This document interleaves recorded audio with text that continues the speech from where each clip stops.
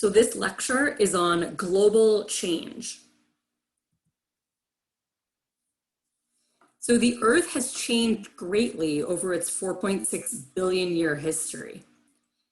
And throughout the semester, we've discussed a lot of these changes. Now, these changes can occur rapidly or slowly. They can occur in a cycle or be non-cyclic or non-repeating. And they could be naturally occurring or caused by man.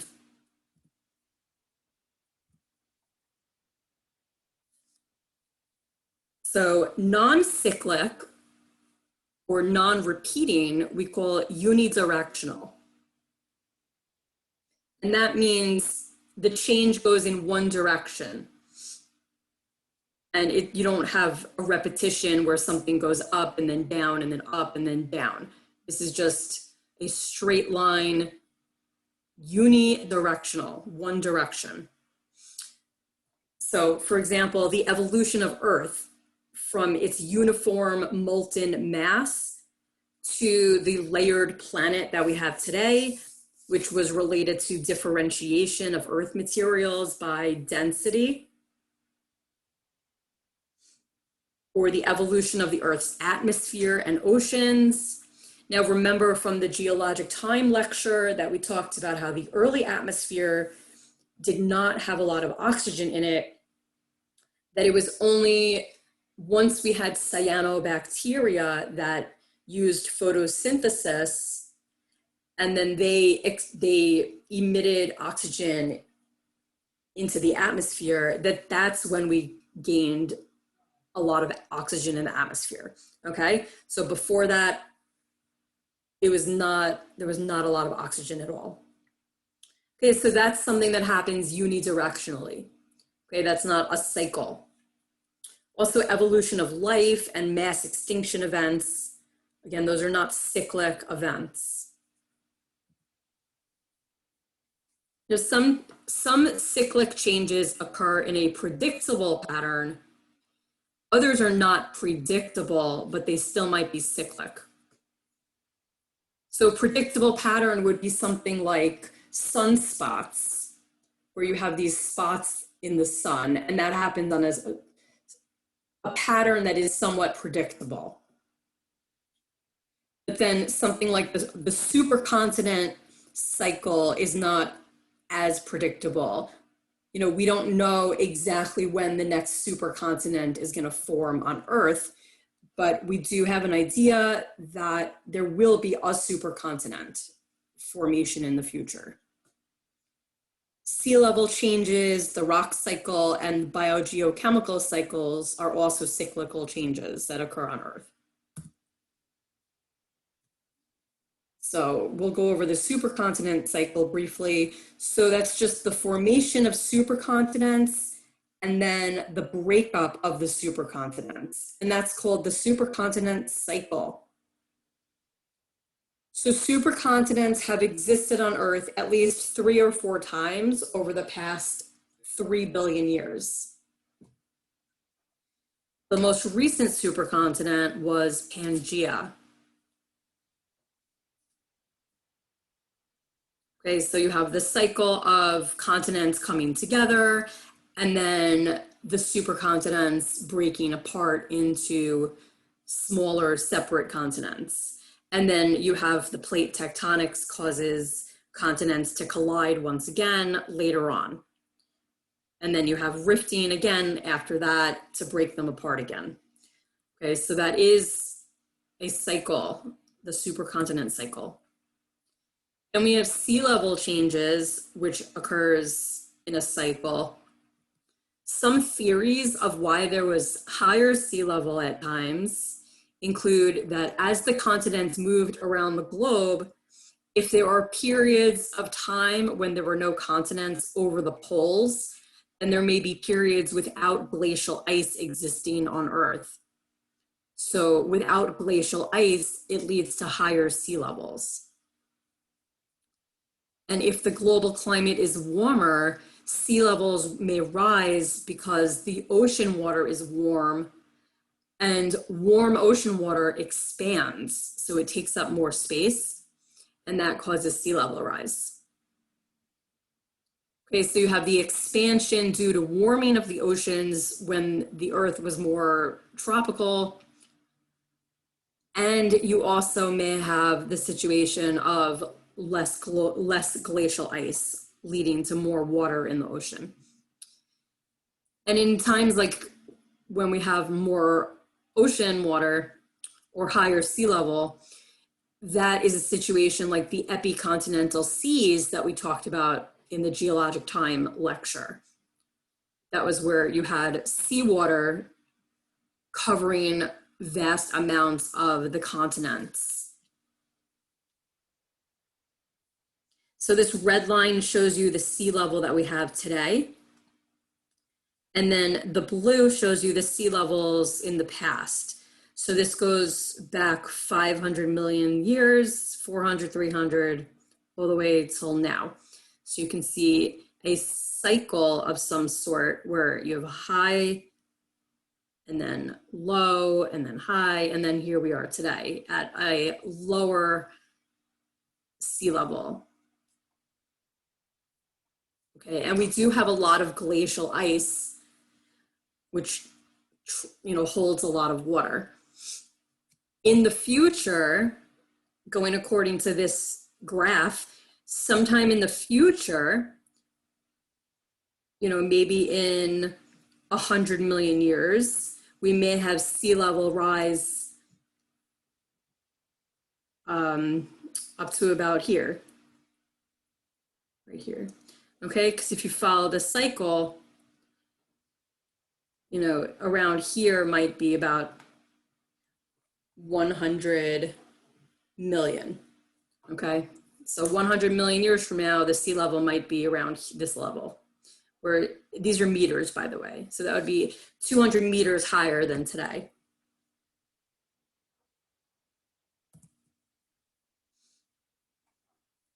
And this is an animation of global sea level change. So how are humans changing the planet? Anthropogenic. Anthropogenic means caused by man or humans. Modifications of the land that are anthropogenic include things like humans have changed the elevation of land, as we talked about in the groundwater lecture, right? The groundwater withdrawal in the San Joaquin Valley in California led to sediment compaction, and then the elevation of the land got a lot lower. So that's definitely man-made modifications of land. Agriculture, mining, construction and urbanization, desertification, and deforestation are all examples of modifications of land caused by people. So here is some sort of mine or quarry, rather it's a quarry. So they are removing pieces of this rock,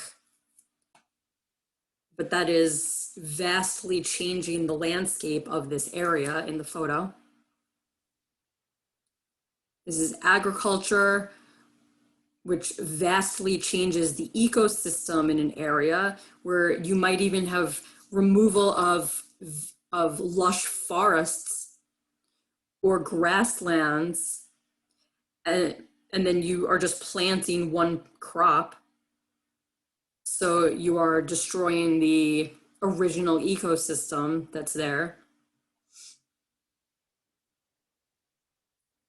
And this shows you areas in yellow that were forested 8,000 years ago. And the green shows you areas that are still forested today. So you can see vast amounts of forest that have disappeared. Okay, and particularly in North America and Europe, that is related to people destroying the forests, whether you're cutting down the forests to use the wood for building or for fuel, or you are clearing forests to make room for cattle ranching or farming.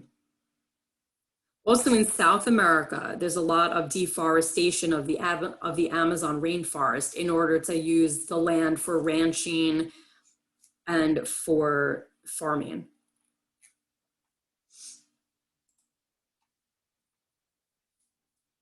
And then we use a lot of fossil fuels, and we have caused fossil fuel driven climate change. And that is related to pollution and the glacial ice melting around the world. This is a picture of Beijing in China. And it looks cloudy and dreary out in the photo, but that's from photochemical smog. That's from air pollution. Otherwise, that day would be sunny.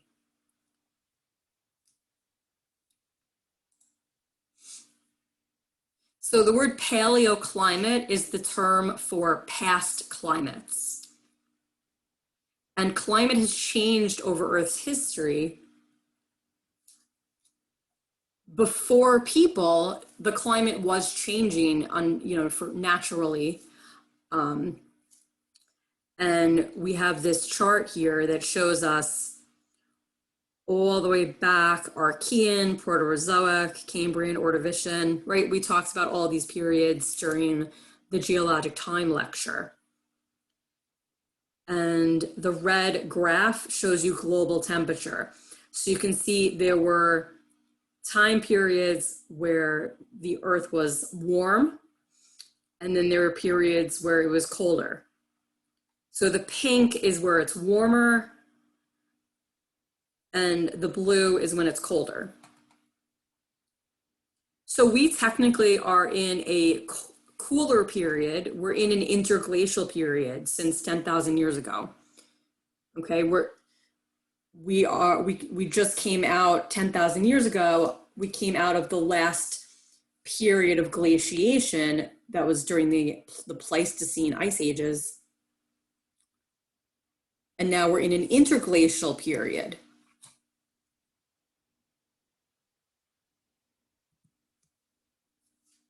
And we'll talk about in a couple of minutes how we see that humans are actually changing the climate and causing warming drastically faster than what is natural. So the major greenhouse gases are water vapor, carbon dioxide, methane, and nitrous oxide. And this is what the lab on Monday was based on. It was talking about greenhouse gases and global warming. So then we have the greenhouse effect. So you have the sunlight, which is a short wavelength, is able to pass through the glass of a greenhouse. Now we use a greenhouse as a model, but this actually is something that's happening in the atmosphere as well. And instead of glass, it's the greenhouse gases that act in a similar fashion. Okay, so the short wavelengths from the sunlight are able to go through glass. They heat up the air and all of the materials inside the greenhouse. And then the warmth that is accumulating inside the greenhouse is radiated back up. Now that's long wavelengths because it's infrared. The heat is infrared, and that is a long wavelength. Now a lot of the long wavelengths, the waves here, a lot of them actually are unable to go through glass. So here in this photo, in this diagram, a little bit of them are going through the glass, but most of them are just trapped inside the greenhouse. Okay, they're not leaving. So that causes the inside of the greenhouse to become hot. And then actually you need like some exhaust fans to let out some of the heat. So the greenhouse effect, the gases in the atmosphere, the greenhouse gases, do a similar process. So sunlight goes in through the atmosphere, the materials on the surface of the earth and the atmosphere heat up, and then the heat is radiated back, but some of that gets trapped within the atmosphere.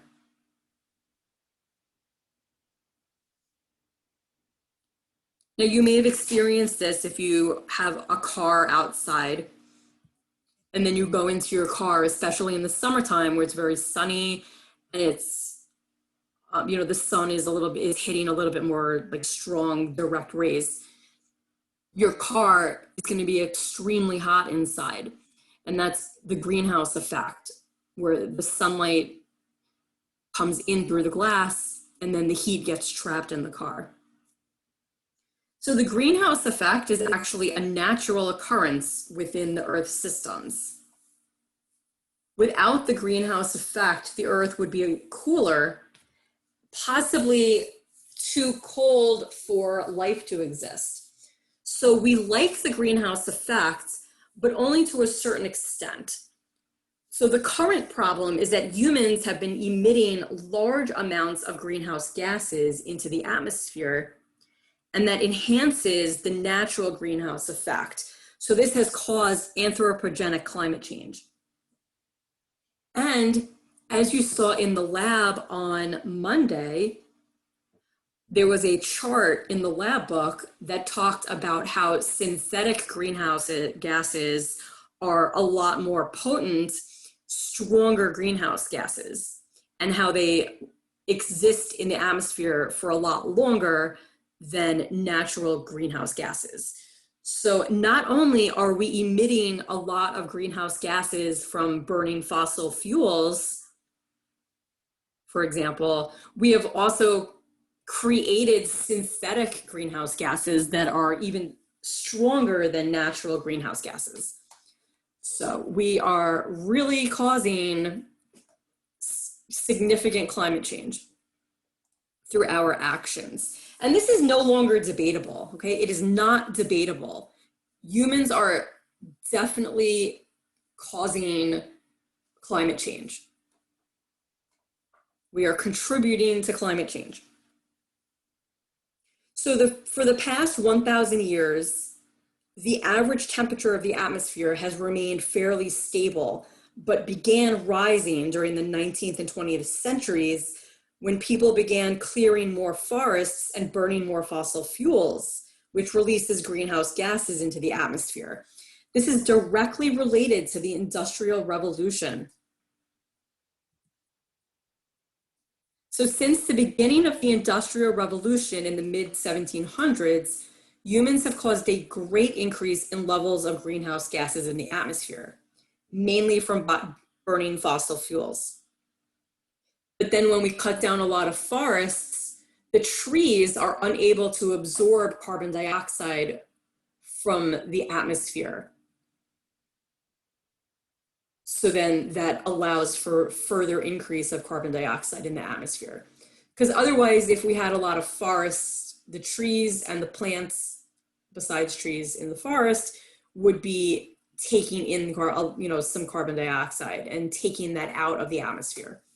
So we enhance the addition of greenhouse gases by taking away the forests, which is also related to the Industrial Revolution. So we can see that average atmospheric concentration of carbon dioxide increased since the mid-1700s. And that the average temperature of the atmosphere has also increased within that time frame. So we have data that shows that since the Industrial Revolution, we've increased carbon dioxide and the temperature on Earth has increased as well.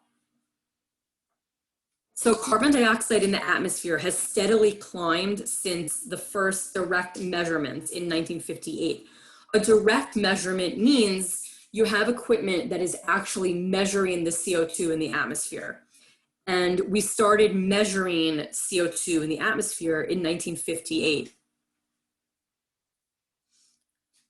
The ice core measurements shown here are when scientists extract glacial ice from thick glacial ice sheets.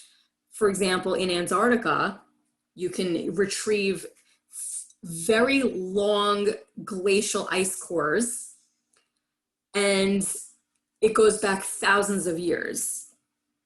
And you can extract air bubbles from that ancient glacial ice and then actually determine the concentrations of CO2 in those ancient air bubbles. And that tells us the concentration of CO2 in the atmosphere. And we've done that thousands of years back using the air bubbles in ancient glacial ice. And we talked about that in the glaciers chapter. So the direct measurement in 1958 showed that CO2 was 315 parts per million. In the year 2010, it had risen to 390 parts per million. And measuring the glacial ice, researchers show that CO2 in the year 1750 was only 280 parts per million.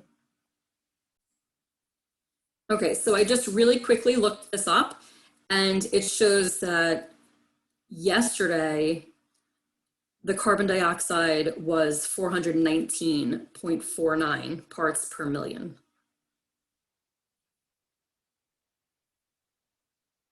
Do that in a second. Wait, what am I sharing?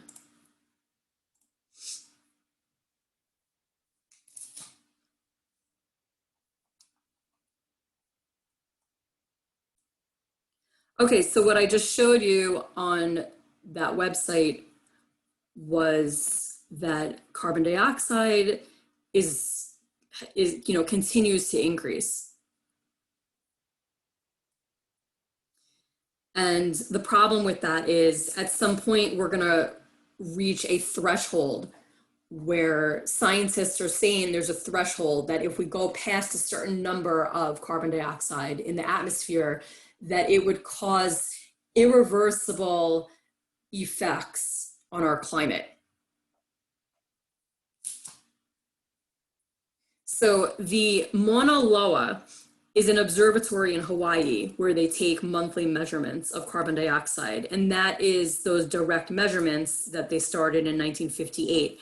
So the website that I just showed you gets the data from Mauna Loa. Okay, you saw that at the bottom of the website.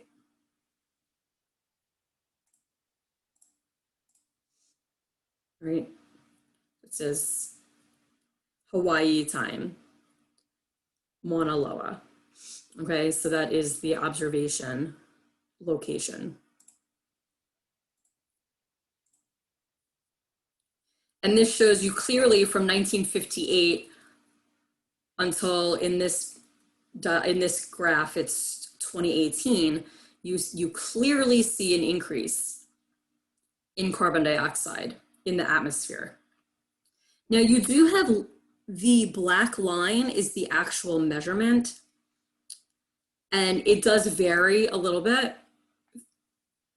And that is because in the Northern Hemisphere, when it is summer, plants are growing and they are able to remove some of the CO2 from the atmosphere.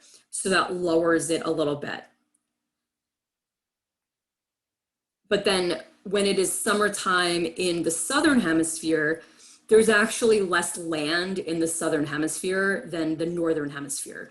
So the effect of plants using carbon dioxide from the atmosphere is a stronger effect in the summertime in the Northern Hemisphere than it is in the Southern Hemisphere, okay? Now, if you look at a map, you'll see there's a lot more land in the Northern Hemisphere. Okay, so that is the fluctuation here. where it's up and down. But generally, the trend is up, a direct relationship between time and CO2.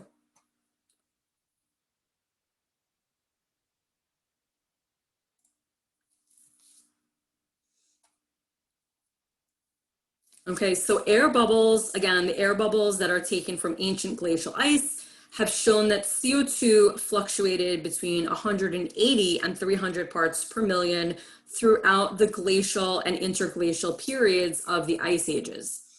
Okay, so there was just a general up and down between 180 and 300. 180 and 300 was generally the fluctuating carbon dioxide concentrations, and that goes all the way back to 800,000 years ago. Again, this is all extracted information from glacial ice, because the glacial ice, let's say in Antarctica, is very thick. So, you know, you're able to drill down into the ice and get ice that's 800,000 years old. Now, the problem is, you know, back and forth, 180, 300, up, all of a sudden it jumps. So this jumping is not natural, okay? All of a sudden it goes a lot higher than it basically ever did all the way back to 800,000. So we are considered to be in an interglacial period now, but we should be staying around 300 parts per million, just like all the other interglacial periods.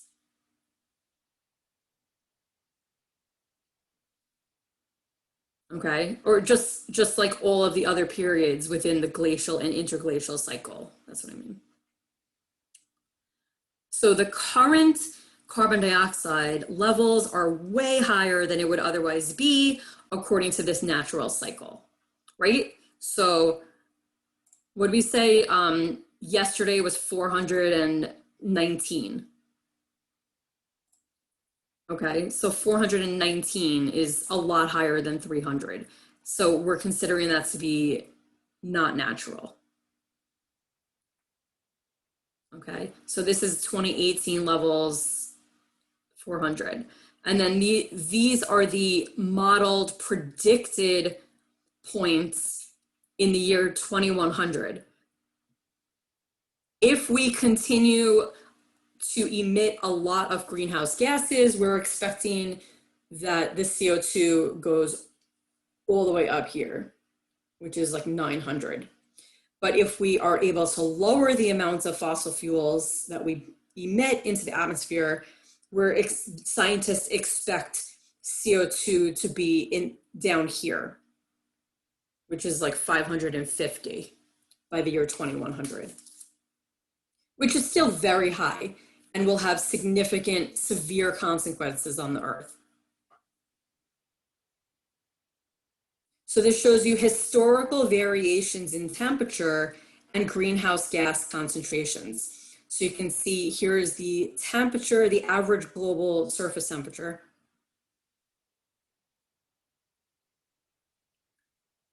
And then, whoop, jumps up, okay? And this goes back 1,000 years. So 1,000 years, this was, you know, the general temperatures. Then around here, jumps up. Okay, and then here you see the concentrations of greenhouse gases. Going, going, going, all kind of a flat line. All of a sudden it jumps up. Okay, so the all of a sudden, you know, rapidly increasing, you can see on the greenhouse gas graph and the temperature graph. So it shows a correlation between temperature and greenhouse gas increase. And then this shows you changes in temperature and changes in atmospheric carbon dioxide and methane. And the carbon dioxide and methane and the temperature data goes back 800,000 years, and that is from ice cores from Antarctica. So the relative temperature means relative to temperature in Antarctica today. So the negative numbers means that it was colder than Antarctica is today. And the positive values mean it was warmer than it is today. So the current temperature would be the 0.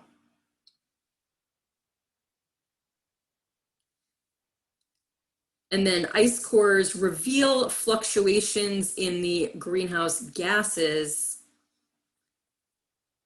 seem to correlate pretty closely with the fluctuations in the temperature. Okay, so you see like every peak between the temperature and the methane and CO2, the peaks all correspond to peaks in the other variables, and the valleys in the data also correspond. Okay, so where there's peaks, and when there's valleys. Okay, and then we can see this vast jump.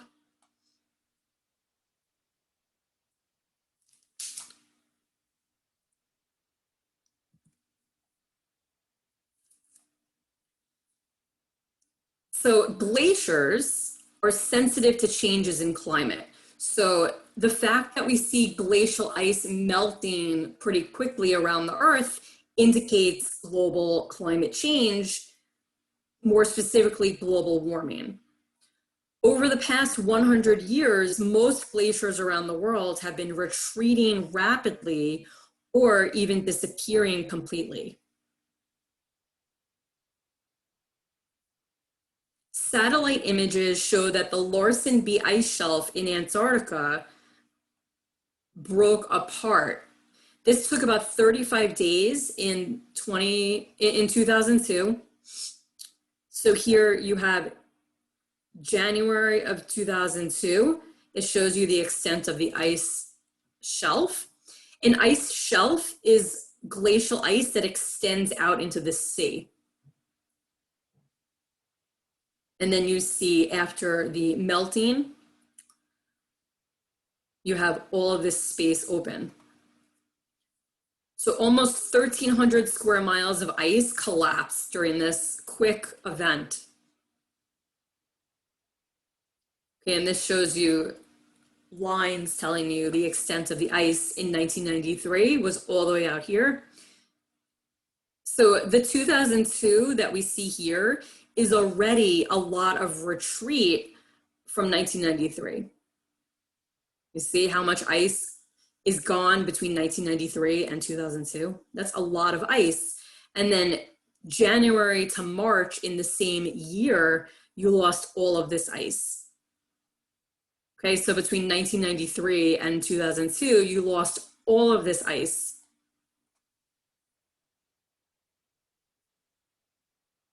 Well, and then a little bit, I guess, grew back over here.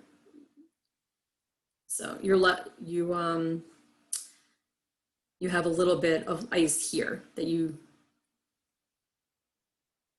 kept. Then we have this ice sheet in northern Canada that's also breaking up, right? Because this is the southern hemisphere. So now we have an example from the northern hemisphere. So the coverage and the age of the sea ice in the Arctic Ocean has decreased greatly over the past 25 years. Okay, so we lost a lot of sea ice in the Arctic. Now also Greenland, you have ice sheets and the continental ice sheet that covers most of Greenland has also been melting. And then here is a glacier in Alaska. And you see in 1941, this whole area here is full of glacial ice. And then here in 2004, the photo is taken from the same spot. So like this spot right here, let's just see. This spot right here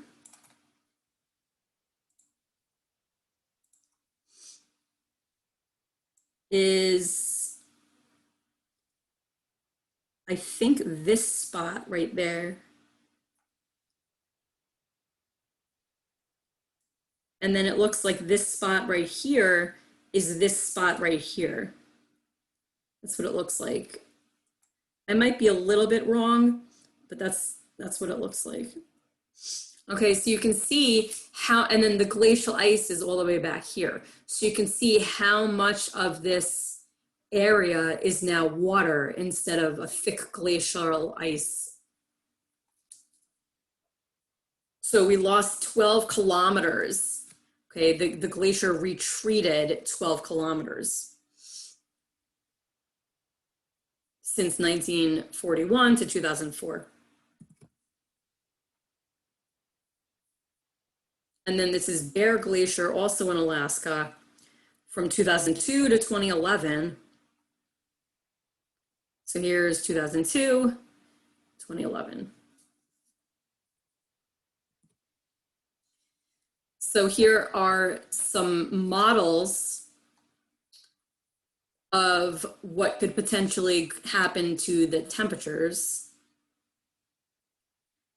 So if we continue with high emissions of greenhouse gases, it's expected that the global temperature is going to go up 8 degrees Fahrenheit above the reference value, which is 0 here.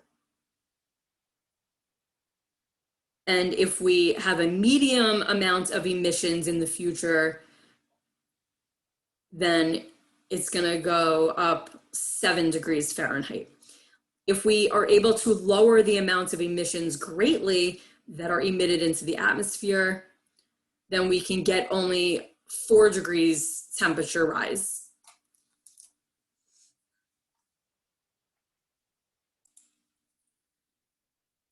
So the time period that they're expecting these temperatures would be 2100. Okay, and this is mainly a model of carbon dioxide specifically.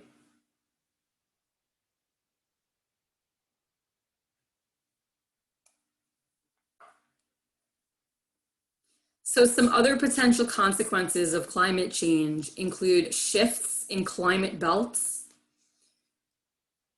So your zones of climate might change.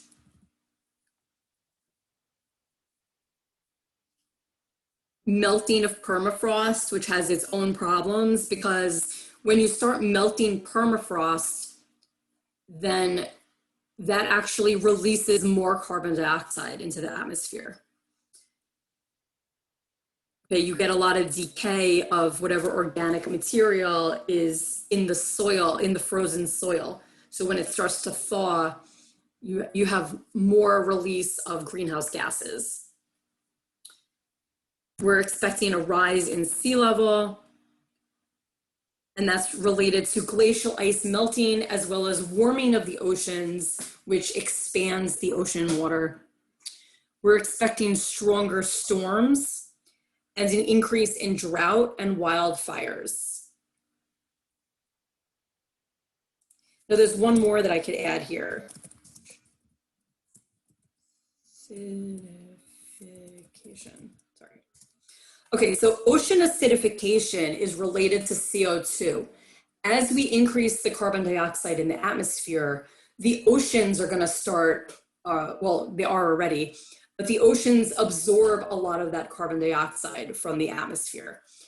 And when we talked about caves and limestone dissolution, we talked about how when carbon dioxide dissolves in water, it turns into carbonic acid, right? So when we have extra carbon dioxide absorbed in the ocean, it creates more carbonic acid, which actually turns the ocean more acidic. So that becomes a problem for the organisms that live in the ocean, particularly plankton, whose shells are made of limestone, calcium carbonate. Okay, and you have a lot of plankton where the shells are made of calcium carbonate. So when you add acidity, or when you make the ocean a little bit more acidic, it affects the plankton, and the plankton is like the part of the base of the food chain in the ocean. Okay, and mollusks with shells are also going to be affected, and then organisms that eat those smaller organisms are going to be affected. Okay, so that's the ocean acidification problem. Now, we already see a northward shift of plant hardiness zones in the US. Plant hardiness is just, if you're into farming or you have a garden, you would look at what plants are able to survive outside in whatever area you live. Okay, and it's based on the temperatures that are in that zone that you're in. So you can see in 1990, you have the zones. And then in the year 2012, the zones have moved northward a little bit. Okay, so like a drastic continuation of this would make it easier for people in New Jersey and New York to grow plants that are normally more hardy in the South. Okay, so, you know, if this pattern continues, that's what would happen. That also affects crops. So if you have crops that are like specifically better for, you know, in the South, then the South at some point may become too warm, for example. Okay, and then you'd have to move the agriculture northward. Okay, I don't have a time frame for like when that would happen, but you do already see a little bit of a shifting northward of those zones. So that brings us to the end of this lecture.